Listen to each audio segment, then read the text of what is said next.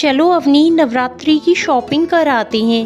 अरे नहीं नहीं भाभी, मुझे कोई खास शॉपिंग नहीं करनी है। अरे चल ना, मुझे थोड़ा सामान लेना है। अगर तुझे भी कुछ लेना हो तो ले लेना, पैसों की चिंता मत करना, वो तो मैं उधार दे दूंगी।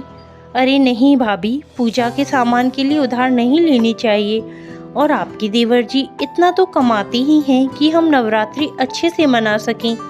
चलिए मैं आपके साथ मार्केट चलती हूँ। चल ठीक है, मैं पर्स लेके आती हूँ।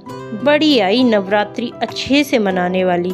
इस बार तो देवी माँ मुझसे ही प्रसन्न होंगी। मैं कन्याओं के लिए बहुत महंगी गिफ्ट लाऊंगी। अवनी और आकृति देवरानी जेठानी है। आकृति घर की बड़ी बहू और अवनी की जेठानी है। उसके पति सोमेश की एक कपड़ों की दुकान है जो बहुत अच्छी चलती है।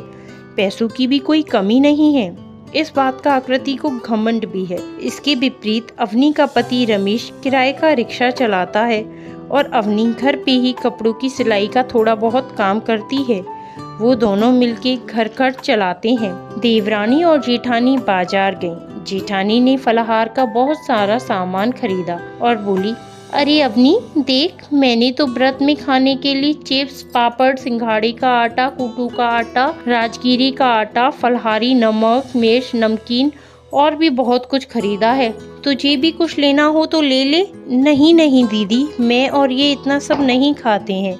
जेठानी अपने मन में बोली, खाओगे तो तब जब जेब में पैसे होंगे। अच्छा ठीक है, जैसी तुम्हारी मर्जी। अब चलो जरा मेरी थोड़ी मदद कर दो और ये बैग उठा लो। मुझे कन्याओं के लिए कुछ गिफ्ट्स भी लेने हैं। देवरानी जेठानी गिफ्ट शॉप में गई। भैया कुछ अच्छा सा और महंगा सा गिफ्ट दिखाओ कन्याओं के लिए, जिसे देख के कन्या खुश हो जाए। जी मैडम आजकल doll makeup kit, doctor house, kitchen set, यही सब ट्रेंड में है। आपको क्या दिखा दूं?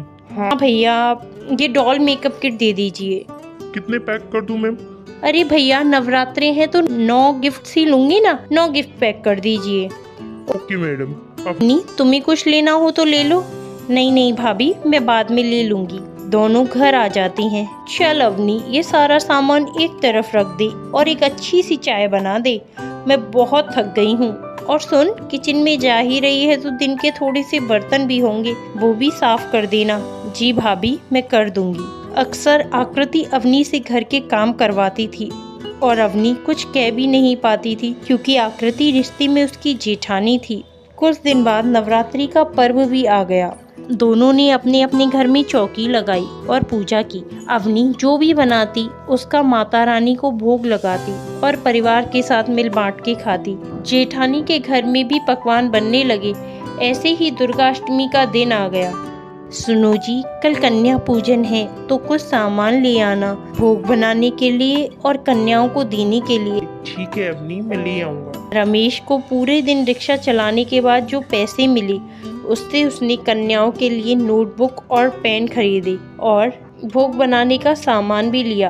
आते समय जब रमेश घर आ रहा था तो आते समय उसे 2 लोग मिले और बोले, भैया हमें आगे वाले चौराहे तक छोड़ दोगे? तो रमेश बोला, हाँ हाँ भाई, क्यों नहीं, मैं उसी तरफ जा रहा हूँ, आपको छोड़ दूंगा। उन्हें छोड़ के रमेश आगे बढ़ा और घर पहुँचा। रिक्शे में देखा तो सामान नहीं था। रमेश समझ गया, वह लोग उसका सामान लेकर चली गई। रमेश ने अवनी को सारी बातें बताई और बोला, अब क्या करें अवनी, कन्या पूजन का सारा सामान तो चोरी हो गया, अब सब कैसे होगा?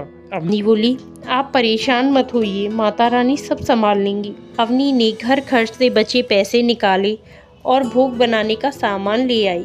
अगली सुबह दोनों ने अपने अपने घर में माता रानी का भोग बनाया और कन्या पूजन की तैयारी की। आकृति, ओ आकृति, देख तो कन्या आ गई। अरे इतनी सारी कन्या, इतना तो मैंने खाना भी नहीं बनाया है। मुझे बस 9 कन्या चाहिए। अच्छा सुनो, बस 9 कन्याएं अंदर आ जाओ और बाकी की सारी चली जाओ। उसने 9 कन्याओं को खाना खिलाया और उन्हें गिफ्ट देके विदा कर दिया। अरे अवनी, देखो तो कन्याएं आ गई। अवनी ने कन्याओं को आदर पूर्वक अंदर बुलाया और बिठाया। रमेश ने अवनी से कहा, अवनी कन्या तो बहुत सारी हैं, इतना भोग तो पूरा भी नहीं पड़ेगा। अवनी ने कहा, आप चिंता मत करिए, माता रानी सब संभाल लेंगी। उसने माता रानी को भोग लगाया और वहाँ उपस्थित सभी लोगों ने माता रानी का जयकारा बोला। बोलो जयकारा माता शेरा वाली का, सांची दरबार की जय। बोलो जय माता दी। हे माँ, मेरे भोग में बरकत देना, मेरे घर से कोई भूखा ना जाए। माता रानी के हाथ जोड़ के कन्याओं को भोजन कराया। तभी दरवाजे पे कुछ साधु आए और बोले, बेटी हमें भूख लगी है, हमें भोजन करा दो। हाँ हाँ बाबा आइए। अवनी ने साधुओं को अंदर बुलाया और उन्हें भरपेट भोजन कराया। सबने पेट भर भोजन किया, परंतु प्रसाद खत्म नहीं हुआ। अवनी बोली, मैया मैं जानती हूँ सब आपने ही किया है, मेरा थोड़ा सा भोजन भी सबको पूरा पड़ गया और अभी भी बचा है, ये सब आपकी ही कृपा है। हे माँ, मेरे घर में इतनी बरकत देना, न मैं भूखी रहूं, ना ही मेरे घर पे आया कोई अतिथि भूखा रहे। जय माता दी। घर में सबको प्रसाद देकर बोली, चल थोड़ा सा प्रसाद मैं भाभी के घर भी दे आती हूँ। अपनी जेठानी के घर गई। भाभी ये आपके लिए प्रसाद। अरे इतनी सारी कन्याओं को खिलाने के बाद भी भोग बच गया। मेरा तो 9 कन्याओं में ही सारा भोजन समाप्त हो गया, हम घर वालों के लिए भी पूरा नहीं पड़ा। भाभी सब माता रानी की कृपा है। अवनी के घर में माता रानी ने ऐसी बरकत दी कि उसका घर धन धान्य से भर गया। कुछ ही समय में रमेश ने अपने खुद का रिक्शा खरीद लिया और अवनी का सिलाई का काम भी अच्छे से चलने लगा। इसीलिए तो कहती हैं, भगवान भाव के भूखे होते हैं, दिखावे की नहीं। अगर भक्ति सच्ची है तो माता रानी एक बतासे और लौंग के जोड़े से भी खुश हो जाती हैं। बोलो जय माता दी।